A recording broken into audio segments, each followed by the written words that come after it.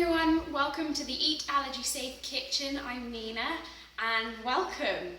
Today I'm going to teach you how to make a roast butternut squash soup, and this is part of our autumn soup series. What's great about this soup, it is so super quick, so easy, and it's using seasonal vegetables. And not only that, it's allergy safe. So this recipe is gluten-free, wheat-free, nut-free, peanut-free, dairy-free, egg-free, it's soya-free, it's mustard-free. You can make it vegetarian or vegan if you'd like. So let's get started. So first, let's have a look at the ingredients we're going to be using today. I have some butternut squash all cut into pieces, ready to be roasted. I have some white onion. You can use red onion too, but today I just had a white onion on me. I have some garlic, crushed, ready to be roasted as well. I'm going to be seasoning this soup with sage, fresh sage, because I think it adds a great flavour. And in here, now I'm doing something a little bit different. If you can see, this is actually the remnants of the juices from cooking pork steaks. So I roasted these my boyfriend roasted these pork steaks, but after roasting, there's such a great flavour. So I am going to be roasting the butternut squash, the onions, garlic with the sage in the pork flavouring, just to give it a richer flavour. You don't have to do this. You can use olive oil and season with salt and pepper if you prefer, or if you don't have any leftover roasting tray juices. So now we're ready to get going. I have heated up my pan of pork juices a little bit so that the fat is runny and it will spread all over the butternut squash and the onions and the garlic, and it will all meld together nicely. So let's get mixing.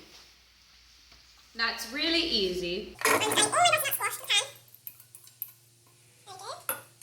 My onion. My garlic. And now my sage. You can use dried sage instead of fresh. That's absolutely fine.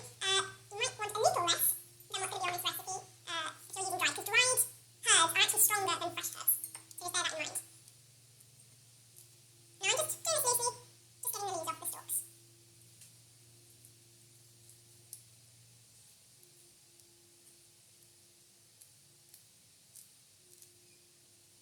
There we go.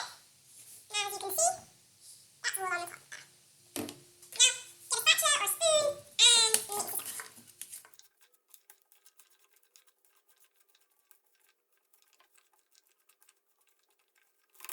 Now the whole point of mixing it up is so that each of the pieces are evenly covered in oil, if you're using olive oil, or the pork fat, or any sort of meat fat, lard that you're using.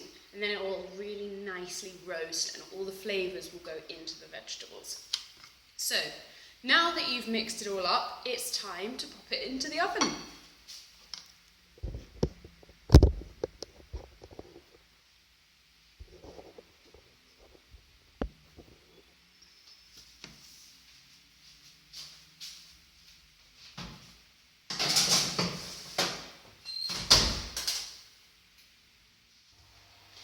Now your butternut squash is in the oven and you're going to roast that for about half an hour to 45 minutes until it's golden, and you can poke a knife through and it will go through really easily.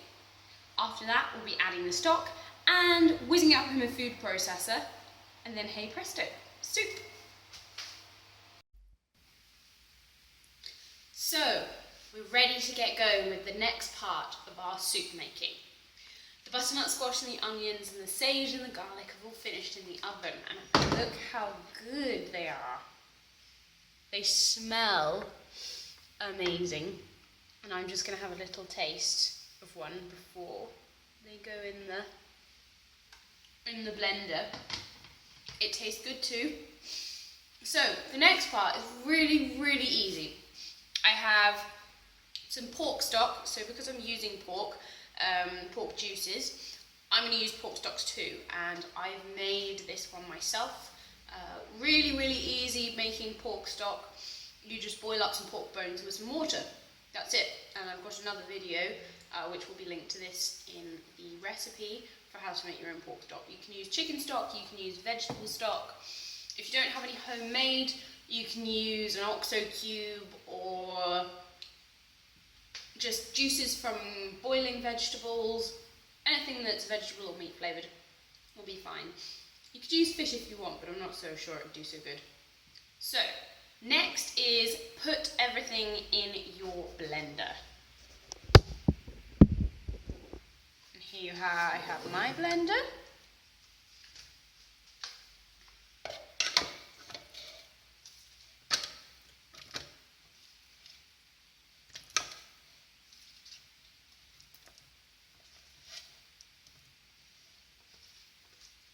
Now by roasting these, you have a really lovely sweet flavour. Onions and butternut squash are naturally sweet when you cook them long enough or slow enough. And roasting, I find, especially brings this flavouring out. So perfect for winter.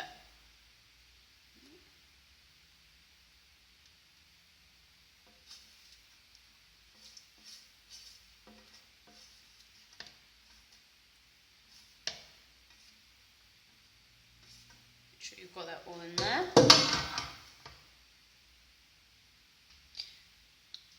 Now, I'm going to add a little bit of the pork stock to this warm pan because I want to make sure all the juices from cooking the butternut squash are in this soup because I don't want anything to go to waste. Now, if you don't have the pork stock, that's fine. Just add some hot water, add some of your stock, the hot stock, and just use a spatula to ease it off the sides.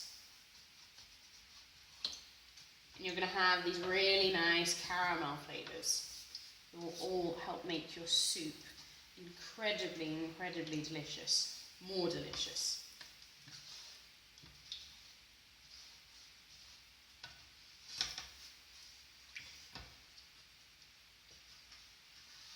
Go. And now I'm going to enter this to my blender.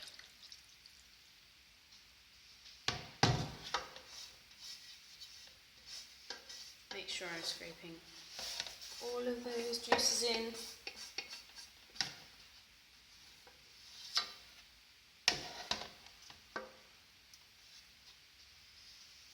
Okay. Now you don't want to overfill your blender. Now my stock looks a bit sludgy because it's still cold. I warmed it up a little bit in the microwave, but I didn't do it thoroughly. But that's okay, it's just going in the blender. Right, got my lid. And now I'm going to take it over to my power supply. Okay, and now it's time to blend. All you do, turn on your blender. Now mine's leaked a bit because I've got a little bit too much liquid in, but that's fine. All you do to fix that is take some out.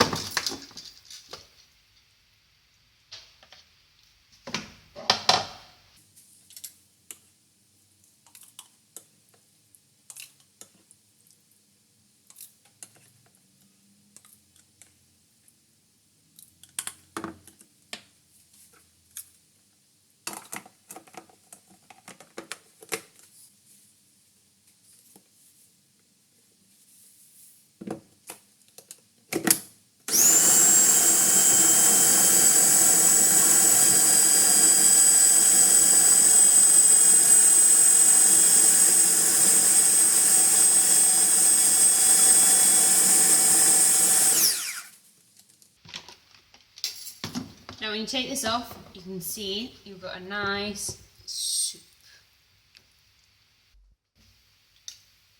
And there you have butternut squash soup.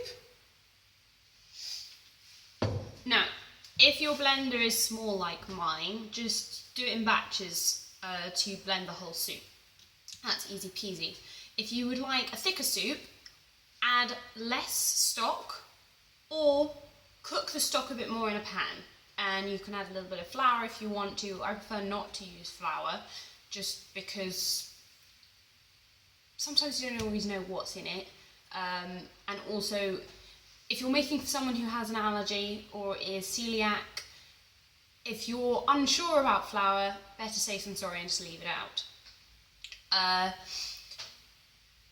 If you do want to use flour, use gluten-free, or you can use tapioca flour or rice flour. They're good at thickening. So's arrowroot starch. And to use arrowroot starch, you just add like a teaspoon with some cold water or hot water, and add it and then boil it. You can also do this with just boiling the soup in a pan, and that will evaporate some of the water. And that's easy. That's it. That's really it for making soup. You cook the vegetables, you add the stock, and then you whiz it up in a blender. That's it. So yeah, enjoy your roast butternut squash soup. I know I will, and I know my boyfriend will.